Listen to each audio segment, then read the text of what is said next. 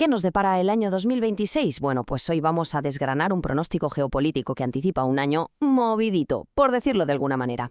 Vamos a ver juntos las claves que, según los análisis, van a definir el escenario mundial. Si hubiera que elegir una sola palabra para describir 2026, sin duda sería esta: tensión. El estudio que manejamos apunta a que la inestabilidad global va a ir a más. Las fricciones entre las grandes potencias y las crisis internas van a crear un panorama, la verdad, bastante complejo. Para entender bien todo este lío, vamos a seguir un orden. Empezaremos por lo que parece ser el epicentro de todo, la política exterior de Estados Unidos. Y luego veremos el efecto dominó, cómo afecta a Europa, a la competición con China y a la propia salud de la democracia en general. Venga, vamos al lío. Todo gran cambio, ya se sabe, tiene un punto de partida, un catalizador. Y en este escenario, para 2026, el análisis identifica un motor principal que lo pone todo en marcha. Y aquí lo tenemos negro sobre blanco. Según estas fuentes, lo que definirá 2026 no es una crisis económica ni nada por el estilo, es, concretamente, la política exterior de una posible administración Trump. O sea que este volantazo en Washington se ve como la fuerza principal que va a reordenar el tablero mundial. Pero a ver, ¿qué significa esto en la práctica? ¿Cómo se come esta nueva dirección de la política exterior estadounidense? Pues el análisis sugiere que es una mezcla de mirar al pasado y tener al mismo tiempo una visión muy particular del futuro. Pues fíjate, se rescata un concepto que tiene casi 200 años de historia, la doctrina Monroe, que en su día se creó para oponerse a la influencia europea en América. Su regreso en 2026 significaría básicamente que Estados Unidos reafirma con fuerza su área de influencia en su propio continente. Y esta imagen lo resume a la perfección.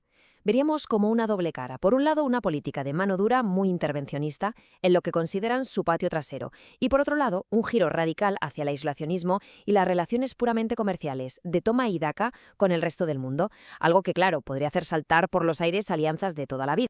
Y como es lógico, este cambio de guión en Washington no se queda allí. La primera gran onda expansiva cruza el Atlántico y golpea de lleno en Europa, poniéndola ante una encrucijada casi existencial. El punto más caliente, sin duda, será Ucrania. Para 2026 la guerra ya iría por su cuarto año y una hipotética presión de Estados Unidos para forzar un acuerdo de paz, ojo, incluso uno que beneficia a Rusia, pondría a prueba la unidad europea como nunca antes se ha visto. Claro, ante la idea de que su principal aliado ya no es tan fiable, a Europa no le quedaría otra que espabilar. El pronóstico es que pisaría el acelerador de su propia militarización. Y no solo aumentando el gasto en defensa, sino que se habla incluso de recuperar el servicio militar en varios países para ser más autónomos. Y aquí es donde la cosa se complica todavía más, porque esta presión desde fuera no pilla a Europa en su mejor momento, ni mucho menos. Choca de frente con unas divisiones políticas internas muy profundas, gobiernos en minoría, muy frágiles, y el auge de movimientos populistas que hacen casi imposible dar una respuesta única y fuerte. Pero bueno, mientras Europa está obligada a mirarse el ombligo, el foco principal de la política exterior de EU se va a miles de kilómetros, a la gran competición de poder en la región de Asia-Pacífico. Y en esta gran rivalidad de nuestro siglo, el campo de batalla ya no es solo militar. El análisis insiste en que el corazón del conflicto es en realidad una carrera brutal por ser el número uno en tecnología, sobre todo en áreas que van a definir el futuro, como los semiconductores o la inteligencia artificial. El problema es que esta carrera tecnológica tiene un telón de fondo muy peligroso, la tensión militar sobre Taiwán. El pronóstico sugiere que Pekín podría ver ese aislacionismo americano como una ventana de oportunidad para apretar las tuercas, para probar hasta dónde llega la paciencia de una administración que, en principio, no quiere meterse en líos lejanos. Pero el mundo, claro, es mucho más que el juego a tres bandas entre Washington, Bruselas y Pekín.